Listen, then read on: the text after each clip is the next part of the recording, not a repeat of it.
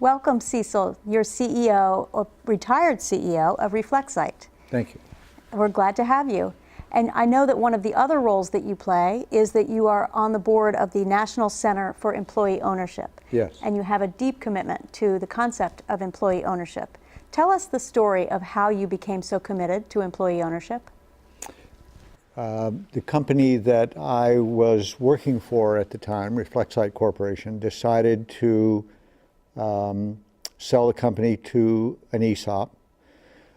I thought it was the best choice for the company, and certainly the best choice for me as president of the company, because I'd only been president a year. I was still learning how to do that job, and I thought I could use all the help I could get, and if the employees were owners, everybody would pitch in and work together. It turned out much better than that. The company was able to achieve a lot. Our turnover was very low. Therefore, we were able to invest in people, in their development, and their education. And we had about 30 years of a run as an employee-owned company after 30 years of a run as a private-owned family company.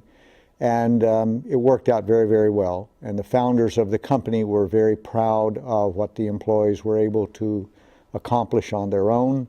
So it was a very pleasant ride and fun for the employees, and financially rewarding for everyone too. So it was a great win for you and for the employees. Do you believe that the ESOP really played an enormous, it worked as an enormous motivator for the employees? Do you believe that the ESOP, the decision to go ESOP, was the real catalyst for that growth? It's hard to overstate the role that employee ownership played, because the ownership, particularly in America, allows you to tap into the emotional commitment that people are willing to make to a cause if they feel like there's something in it for them. And because of the financial rewards that could help them in their retirement and to educate their children and so on. So it was an alignment of interests between the institution and the individuals involved.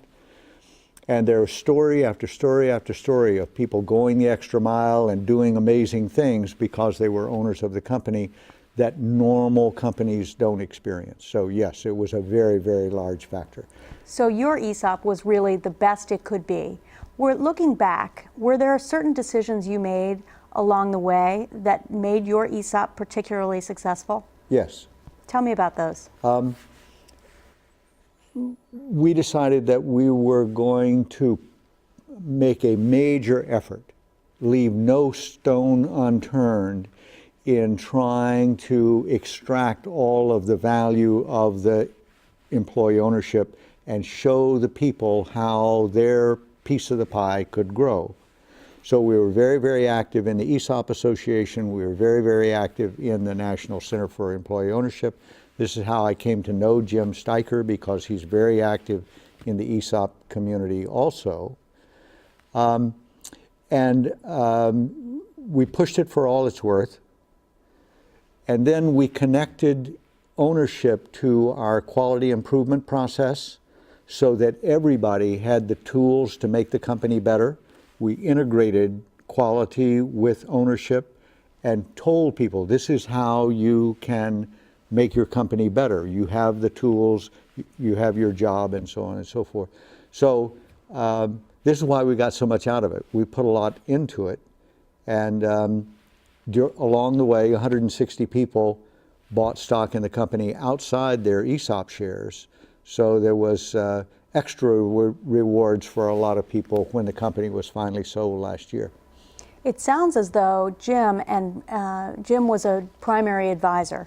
What made him so useful to you as an advisor?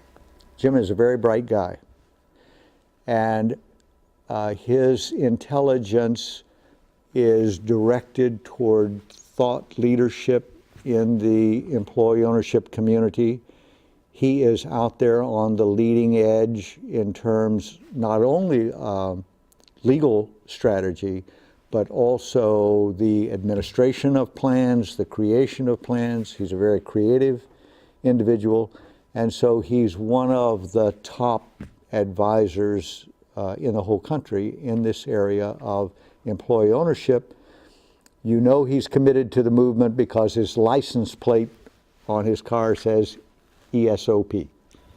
Well, that is the final word. I don't think there's another endorsement for ESOPs from you or for Jim. Sounds like he was a tremendous help to you as well. I'm glad you got it all right, and I want to wish you a lot of luck as you continue to spread the word about ESOPs and how they can be beneficial for other companies like yours. Thank you. Thank you.